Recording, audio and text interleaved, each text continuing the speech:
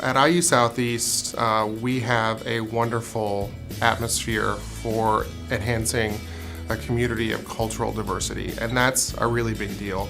There are a lot of universities where that wouldn't be the case, but luckily we have an administration that is sincerely dedicated to reaching out to students and putting on programming that opens people's eyes and creates a safe environment for discussion, and from that discussion for people to take away education and to feel empowered with tools on how to make the world around them better. Here at IU Southeast, we received a grant from the CLGBTA, and the purpose was for us to bring together the maximum amount of demographics to get the maximum efficacy in the programming that we were going to put on.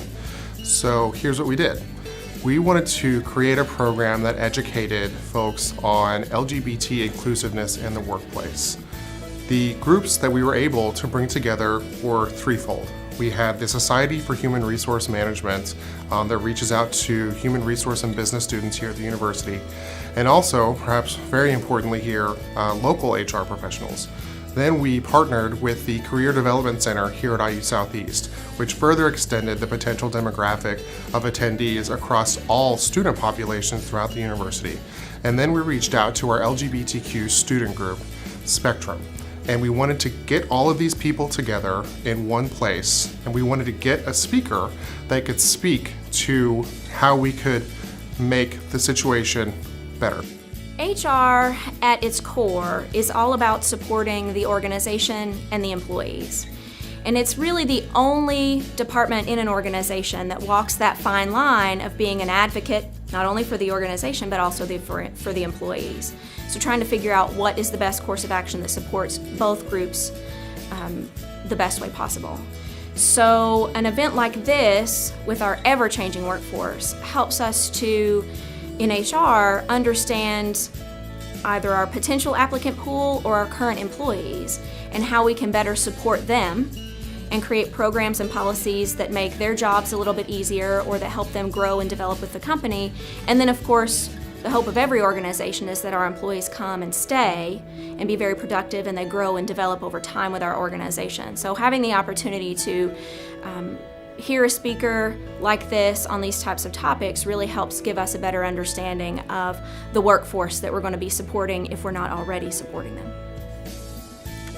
So if I was to say what I left with the compassion of the people in my community.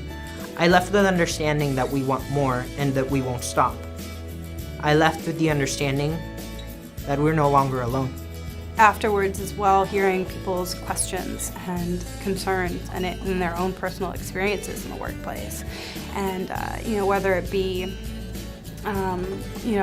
previous generations talking about their past experiences or future generations talking about how scared they are and what to expect, and as an ally, how far do you go in order to protect yourself versus protecting others. And so yeah, it was extremely informative, and I'm very glad that I went. Now that I know that Kentucky and Indiana don't have these protections, I think that as Spectrum members and as the LGBT community, we can start taking the steps to remedy that.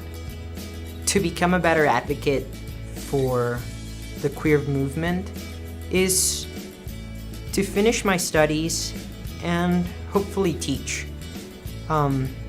If anything I've learned from this is that sometimes it's as easy as speaking up.